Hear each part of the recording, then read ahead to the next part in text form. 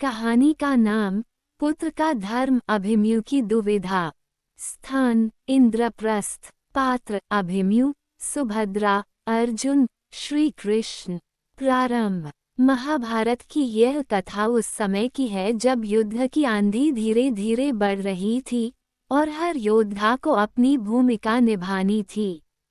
अर्जुन का पुत्र अभिमन्यु एक वीर, पराक्रमी और तेजस्वी योद्धा था जो अपने पिता के समान ही धर्म और साहस का प्रतीक था।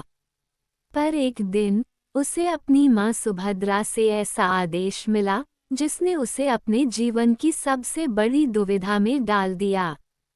घटना। एक दिन सुभद्रा ने अभिमन्यु को अपने कक्ष में बुलाया।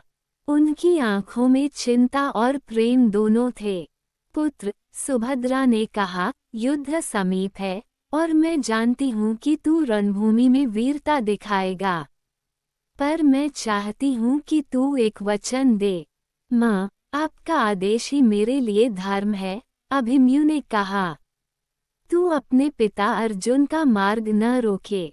यदि कभी अर्जुन किसी कठिन निर्णय पर पहुँचे, चाहे वह कितना भी कठोर क्यों न हो, तू उसका विरोध न करना। यह मेरा आदेश है। अभिमन्यु हतप्रभ था। वह जानता था कि अर्जुन धर्म के मार्ग पर चलता है, पर युद्ध की परिस्थितियां कब किसे बदल दें कहा नहीं जा सकता। युद्ध का दिन। 13वें दिन अभिमन्यु चक्रव्यूह में प्रवेश करता है। उसे पता था कि वह बाहर नहीं निकल पाएगा, पर उसने अपने पिता की जगह युद्धभूमि में जाने का निर्णय लिया था क्योंकि अर्जुन को कौरवों ने दूर मोर्चे पर भेज दिया था। अभिमन्यु अकेला लड़ता रहा। कौरवों के सारे महारथी उस पर टूट पड़े। भीष्म, कर्ण, द्रोण, कृपाचार्य, जयद्रथ। लेकिन अभिमन्यु लड़ता रहा वीरता से। उसे कई बार लगता, काश मेरे पिता यहाँ होते। लेकिन सुभद्रा की बात याद आई, पिता का मार्ग मत रोकना। अंततः अभिमन्यु वीरगति को प्राप्त हुआ।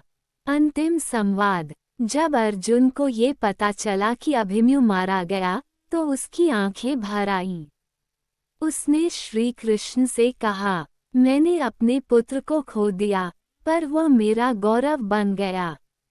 श्री कृष्ण बोले, और तेरी पत्नी सुभद्रा, वह माता नहीं केवल एक योद्धा की माँ है, जिसने पुत्र को धर्म पर चलना सिखाया, भले ही उसका मार्ग पिता से भिन्न हो या विरुद्ध। निष्कर्ष। ये कथा एक पुत्र के धर्म, एक माँ की दूरदर्शिता और एक पिता के निर्णय के बीच की उस अद्भुत डोर की कहानी है, जिसमें भावनाएं और कर्तव्य टकराते हैं, पर जीतता है धर्म।